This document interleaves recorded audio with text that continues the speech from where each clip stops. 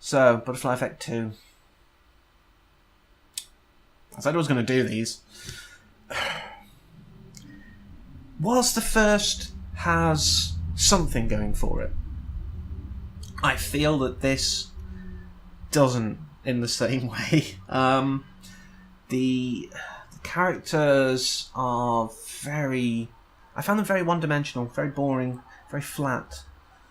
And I can't root for them. I can't sort of get behind them. It was quite hard for me to really engage with it.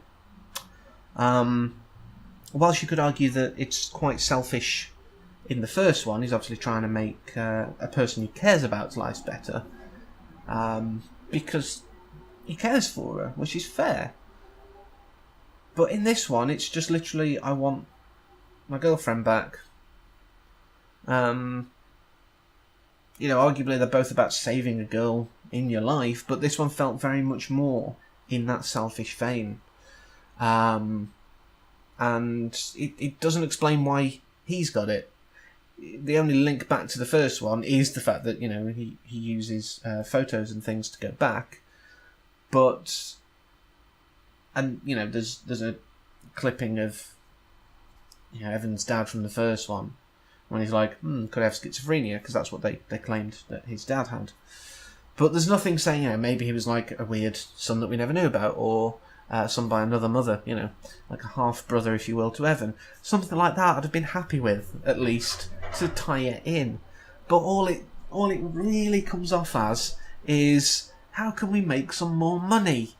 How can we shit out a sequel that takes all of the kind of good things, which is, the fantasy time travel elements, from the first one, but without doing anything interesting with it? I mean, it could almost drive you to drink.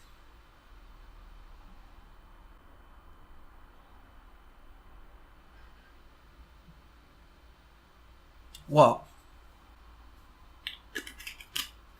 Fine. So,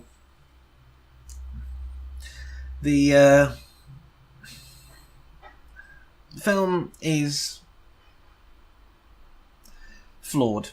I mean, it's got a very hopeful ending, you might say, but still being dark. And I kind of perhaps give it credit for that.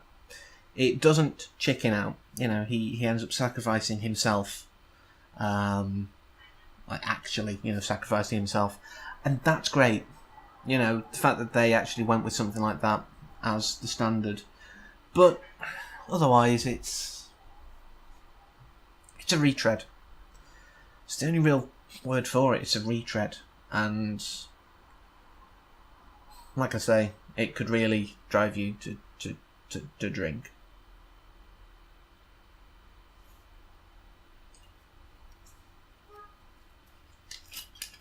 Don't judge me. Until next time, take care.